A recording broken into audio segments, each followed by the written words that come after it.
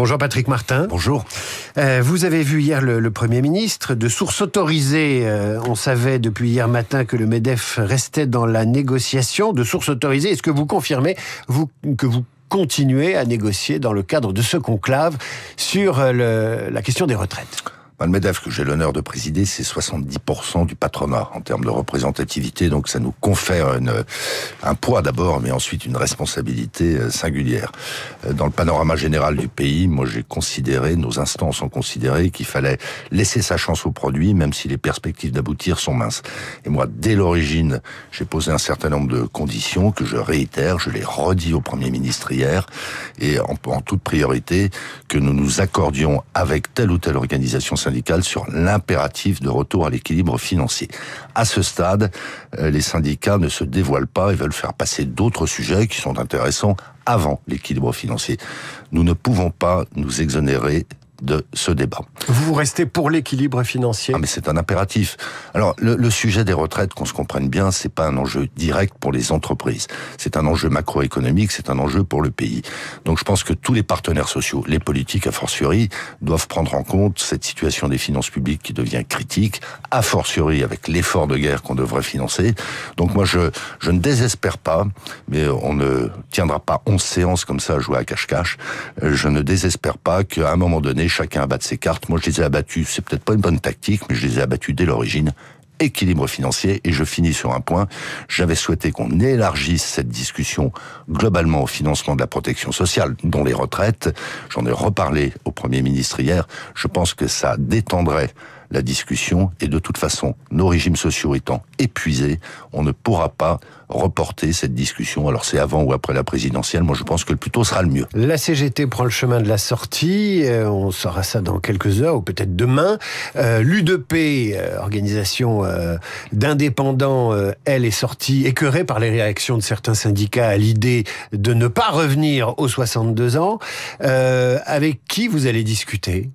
FO est parti dès le départ. Est-ce que vous avez bon espoir de parler avec la CFDT correctement ? Alors, au passage, on est en train de signer, il n'est pas impossible que tous les partenaires sociaux signent, dont la CGT, un accord sur les groupes de protection sociale qui gèrent les complémentaires santé, qui gèrent en partie les retraites. C'est quand même intéressant, ça veut dire que la ligne n'est pas coupée entre organisations patronales et syndicales. Oui, la CFDT a, dans le camp salarial, la même responsabilité que le MEDEF dans le camp patronal. Mais il y a également la CFTC qui reste là, la CFE-CGC qui reste là. Mais je le redis, il faut à un moment donné on ne joue plus la montre. Voilà, donc nous, on saura assez vite si les syndicats, la CFDT en particulier, sont capables d'argumenter en disant on peut rejoindre l'équilibre financier sans revenir sur l'âge légal de départ à 64 ans, qui, je l'ai dit et je le redis, est probablement insuffisant. Vous redites qu'il faut travailler plus dans ce pays ? Bien sûr. Et l'âge légal de retraite n'est pas la seule réponse. Dans le même temps, nous, on travaille beaucoup au MEDEF sur d'autres sujets. Typiquement, cette semaine, on a produit 14 propositions pour améliorer, c'est un impératif, l'orientation des jeunes. On a un problème de taux d'emploi des jeunes, comme on a un problème de taux d'emploi des seniors. Voilà, donc la Terre continue à tourner, pour le meilleur ou pour le pire. Nous, au MEDEF, on n'est pas obsédés par ce débat sur les retraites. Raison de plus pour qu'il soit appréhendé d'une manière objective et sereine. Patrick Martin, vous êtes un homme pressé. Vous avez vu hier les producteurs de cognac. Vous allez voir cet après-midi ou ce matin les producteurs de champagne. Derrière ça, il y a les menaces d'augmentation des droits de douane par Trump de 200%. Vous prenez la menace au sérieux.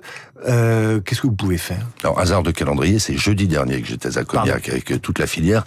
Le président Trump, qui a le sens de la scénarisation, a annoncé ça au même moment où je rejoignais les acteurs donc de la filière cognac. Il y en a sur qui c'est déjà tombé, si je puis dire, les producteurs d'acier et d'aluminium, et on ne le sait pas suffisamment, tout leur aval. C'est-à-dire que l'industrie mécanique qui intègre de l'acier ou de l'aluminium est d'ores et déjà elle-même touchée de 25% de droits de douane. On prend ça très au sérieux. Alors on ne désespère pas que l'impact sur l'activité ou l'économie américaine calme les ardeurs, en quelque sorte, de l'administration Trump. Ça semble être le cas, d'ores et déjà. Il y a des investissements qui étaient fléchés vers les États-Unis, qui à ce jour sont retenus, parce que les investisseurs se disent, oh là là, en termes d'inflation, en termes de croissance, en termes de cours de bourse, l'Amérique est peut-être en train de prendre le mauvais chemin. Et puis il faut que l'Europe elle-même soit très déterminée, très déterminée pour tenir tête à ces menaces. Mais je pense aux Chinois aussi. Le cognac, depuis 14 mois, est touché par des mesures protectionnistes chinoises qui sont illégales. Patrick Martin, président du MEDEF, invité de la matinale de Radio Classique, vous pensez que l'Europe défend bien ses producteurs de vins et spiritueux?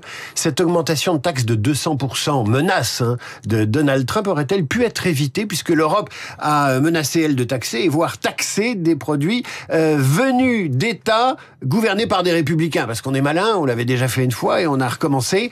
Est-ce que ces mesures de rétorsion européennes n'ont pas nui aux producteurs de vins et spiritueux? Donc c'est vrai que la France est singulièrement affectée. Les exportations de vins et spiritueux vers les États-Unis, c'est 4 milliards par an. Les importations de l'ensemble de l'Union européenne, de Bourbon en particulier, c'est 500 millions par an. Donc une forme de disproportion. Écoutez... L'Europe a été maladroite ou pas? L'Europe a sans doute été maladroite. Il faut que la France soit mieux entendue par l'Europe.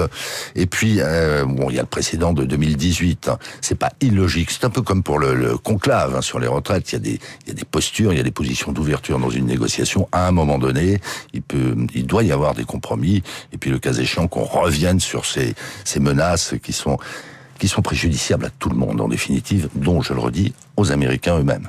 Il y a un mois, vous réclamiez pour l'Europe, pour la France, des mesures d'urgence pour la croissance, pour l'innovation, pour l'emploi.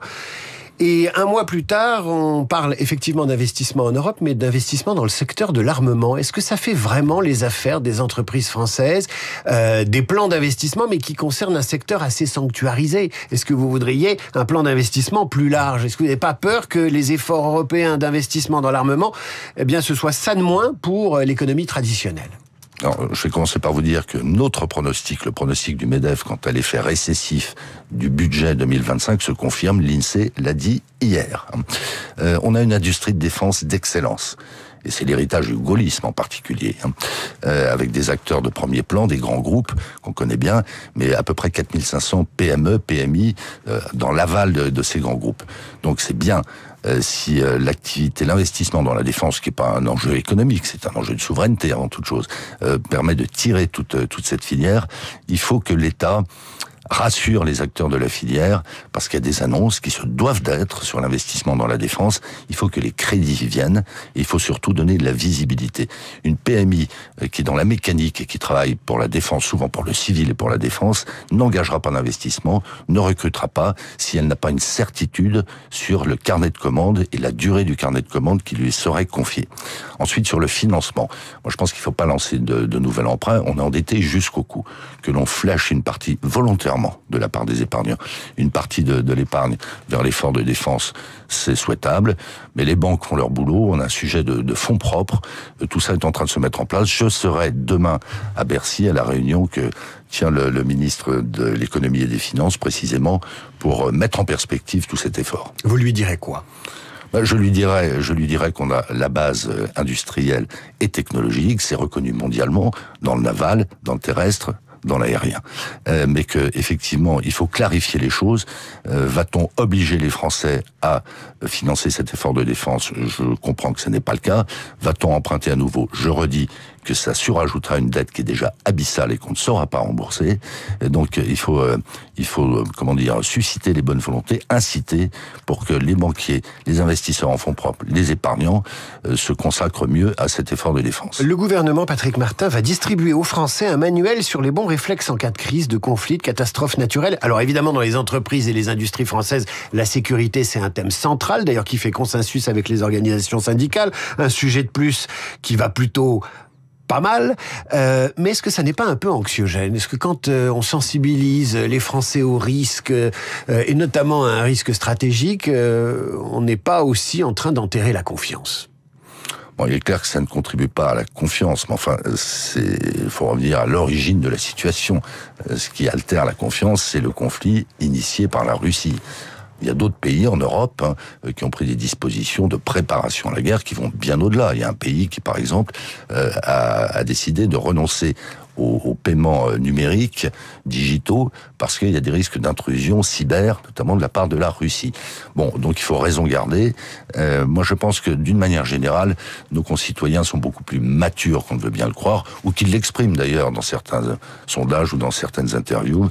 Donc chacun sait ce qu'il a à faire, on n'est pas totalement innocent. En tout cas, le MEDEF n'instrumentalisera pas cette réelle menace militaire et diplomatique pour justifier des efforts, par exemple sur les finances publiques, qui se doivent d'être indépendamment de ça. Un dernier mot, très rapidement. Vous avez des contacts avec vos homologues américains, les patrons des patrons américains, les syndicats de patrons américains. Vous parlez ? Bien sûr, nous on parle à tout le monde, y compris aux syndicats. Nous avions une délégation aux États-Unis il y a 10 jours. Qu'est-ce qu'ils vous disent ?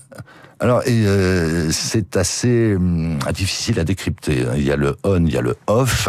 Il y a certains interlocuteurs politiques ou entrepreneurs qui ont l'air très résolus et très en soutien de Donald Trump. Parmi eux, certains en off disent oui, mais enfin, il faudra quand même à un moment donné revenir à la raison. Et puis il y en a d'autres qui disent c'est une folie parce que on fait partir les États-Unis en vrille alors même qu'on prétend les renforcer. Patrick Martin, président du MEDEF, que je laisse partir visiter les producteurs de champagne avec lesquels il va parler évidemment de la menace d'augmentation des 200% sur les droits de douane américains d'importation de ces vins à bulles. Merci Patrick Martin, merci. À très bientôt. À suivre le rappel des titres, la revue de presse d'Hervé Gattegno et nos esprits libres du jour, Routel Cri.